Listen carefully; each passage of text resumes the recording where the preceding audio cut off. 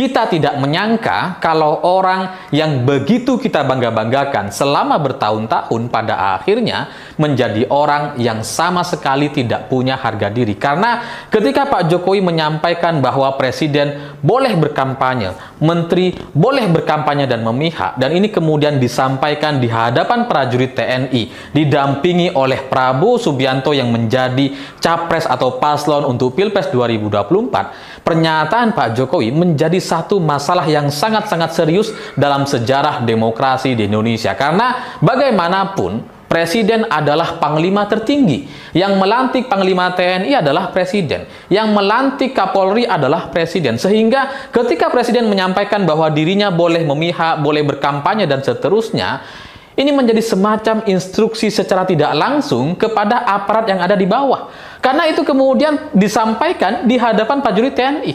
Ketika Pak Jokowi menyampaikan pernyataan-pernyataan politis, itu didampingi oleh prajurit TNI di belakang yang menjadi latar belakangnya. Sehingga ini menjadi satu pertanyaan yang sangat-sangat serius kepada Presiden Jokowi. Apa yang dikehendaki dari pernyataan itu? Apakah ini menjadi semacam simbol, semacam satu pengerahan, semacam kode-kode untuk mengerahkan aparat-aparat untuk memaksakan pemenangan pasangan 02? Apakah ini adalah bagian dari upaya Presiden untuk memaksakan Gibran untuk menang di Pilpres 2024 dengan melakukan pengerahan yang sangat-sangat masif? Dan secara tidak langsung, kalau pernyataan-pernyataan ini disampaikan begitu vulgar, seperti yang disampaikan oleh Presiden kemarin, ini menjadi satu perlawanan yang sangat serius kepada masyarakat, sehingga seolah-olah Presiden tidak peduli dengan pilihan masyarakat, karena yang dia pedulikan hanya anaknya, hanya Prabowo dan Gibran. Sehingga ini lagi-lagi menjadi pernyataan yang sangat-sangat bermasalah, sehingga ke depan kita harus tanyakan balik, ini Presiden Jokowi maunya apa gitu. Karena akhir-akhir ini memang kita sadari bahwa aktivitas Presiden Jokowi di Jawa Tengah dengan bagi-bagi bansos dan sebagainya itu menjadi satu pertanyaan yang serius juga gitu. Ini presiden kan nggak nyalonin gitu ya, tapi seperti lagi kampanye terus gitu ya.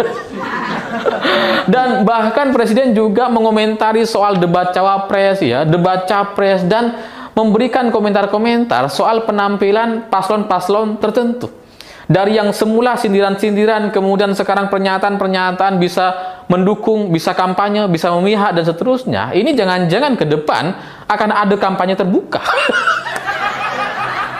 Tapi ya itulah bentuk kepanikan Pak Jokowi nampaknya gitu ya, karena pasangan Prabowo Gibran itu sama sekali tidak dikehendaki oleh masyarakat, sehingga pernyataan-pernyataan di hadapan anggota TNI itu mungkin dirasa sangat penting sekali gitu ya. Supaya apa? Supaya mungkin ada pengerahan-pengerahan yang tidak netral.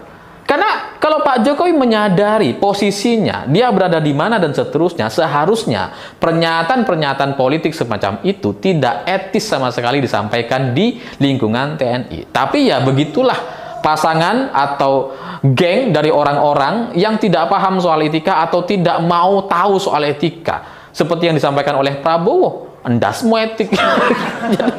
Jadi kalau presiden hari ini menjadi seperti tidak punya etika, ya itulah yang saya sampaikan di awal. Jokowi hari ini menjadi sosok yang berbeda sama sekali dengan orang yang pernah kita bangga-banggakan. Dan kalau Pak Jokowi hari ini juga kemudian bagi-bagi bansos sendiri gitu ya, seperti sedang berkampanye padahal tidak ikut kompetisi gitu ya. Itu ternyata menurut beberapa data yang saya dapatkan, ternyata itu dilakukan ketika bansos-bansos ini dirasa tidak cukup kuat pengaruhnya.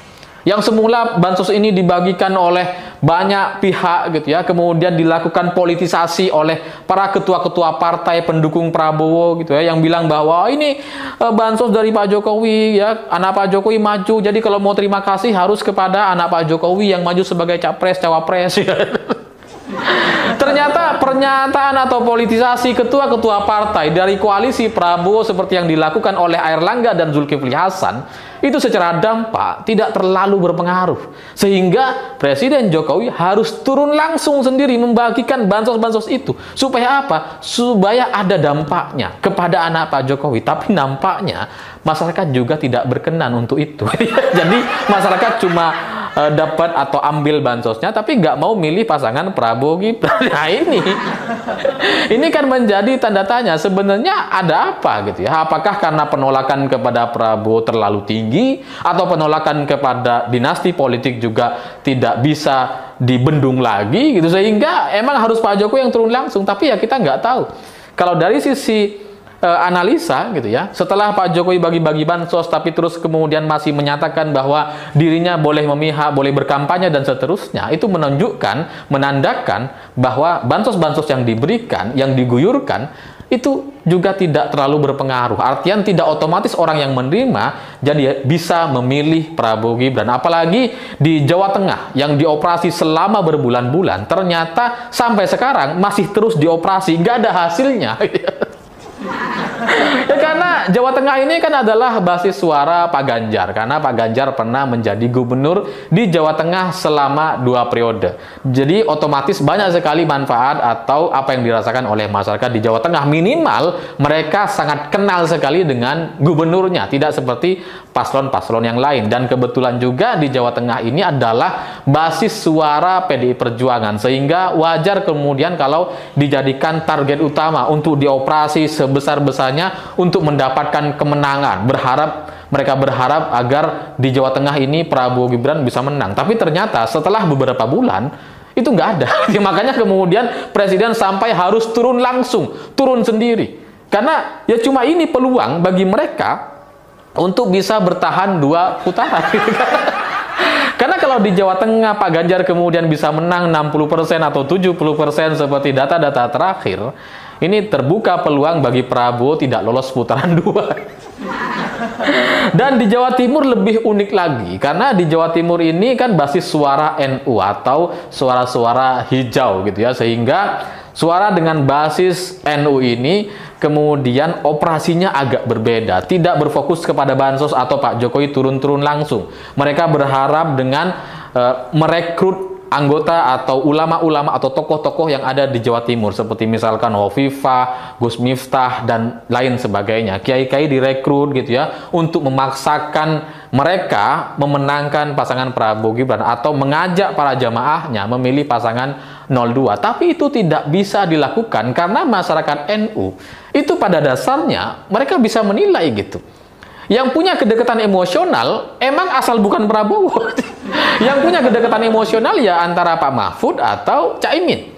Ya Caimin dengan PKB-nya, dengan silsilah keluarganya, dengan apa yang sudah dilakukan oleh Caimin di Jawa Timur sebagai ketua umum PKB sebagai partai yang cukup diperhitungkan di Jawa Timur, jelas Caimin punya suara. Mahfud MD sebagai tokoh NU, jelas dia juga punya suara. Jadi kalau masyarakat NU ditanya capres untuk Pilpres 2024, ya pasti mereka tidak akan memilih pasangan 02. Makanya kemudian mereka, pasangan 02, merekrut ulama-ulama dan tokoh-tokoh Islam, tokoh-tokoh dari NU, berharap agar mereka bisa mendapatkan limpahan suara dari NU. Padahal ya nggak bisa gitu. Masyarakat NU akan bertanya-tanya, ngapain milih Prabowo Gibran? Nggak ada jalurnya di sana gitu, nggak ada hubungan emosionalnya. Bahkan ada beberapa kiai yang mengatakan bahwa Prabowo ini diajak sholat pun dia nggak mau. Jadi bagaimana mungkin kita bisa dipaksa untuk memilih pasangan 02? Sehingga upaya-upaya untuk memenangkan pasangan Prabowo Gibran itu semakin berat sekali. Sehingga Presiden Jokowi memang harus turun langsung. Sehingga karena Pilpres 1 putaran yang mereka gaung-gaungkan sebelumnya itu menjadi tidak relevan lagi sekarang. Atau bahkan mereka sekarang patut untuk khawatir. Karena jangan-jangan kalau Pilpres 1 putaran yang menang bukan Prabowo, tapi Ganjar dan Pak Mahfud. Makanya segala upaya dilakukan gitu ya, menjadi tidak penting lagi etika bagi Presiden Jokowi. Semua upaya dilakukan, bahkan bansos itu juga diperpanjang sampai Juni. Kayaknya Pak Jokowi sudah bersiap-siap untuk 2 putaran. Ya tapi kok cuma sampai Juni gitu, nanggung, sekalian aja sampai Oktober gitu ya, sekalian sama Pilgub ya, mana tahu menantu Pak Jokowi mau jadi calon gubernur gitu kan, sekalian aja sampai Oktober. Tapi dari semua cerita kepanikan Presiden Jokowi ini, saya setuju dengan pernyataan Mas Seno gitu ya. Kader muda dari PDI Perjuangan sempat menceritakan bahwa yang namanya dalam strategi catur, karena Pak Jokowi ini sering disebut sebagai orang yang memiliki langkah catur, langkah kuda dan sebagainya gitu ya. Semua orang tahu bahwa dalam permainan catur, kalau raja sudah bergerak sendiri, itu artinya orang-orang di sekelilingnya, entah itu prajurit-prajurit atau benteng-bentengnya, itu sudah tidak mampu untuk melindunginya, sudah tidak mampu untuk melakukan strategi seperti yang diingini oleh raja atau pemain caturnya. Makanya jangan heran kalau kemudian Pak Jokowi harus bergerak sendiri.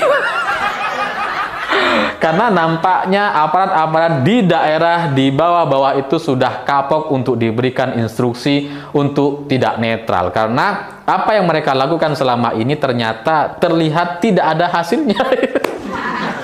Orang-orang di daerah-daerah, aparat-aparat, oknum-oknum yang selama ini bisa dikerahkan, hari ini mungkin juga sudah kapok, sudah gak mau lagi diberikan instruksi-instruksi. Relawan juga hanya omong kosong ternyata. Relawan-relawan Jokowi yang katanya besar dan sebagainya, tapi itu tidak mampu untuk melakukan pengerahan atau memenangkan pasangan 02. Makanya hari ini di Pilpres 2024, meskipun Pak Jokowi tidak ikut berkompetisi, tapi dia lebih sibuk dibandingkan tahun 2019 lalu. Sehingga dari sini segala klaim soal relawan dan segala pasukan yang dimiliki oleh Pak Jokowi menjadi tidak ada artinya. Dan harga diri Pak Jokowi menjadi digadaikan hanya demi kepentingan atau kemenangan yang sulit sekali untuk mereka dapatkan. Saya pikir itu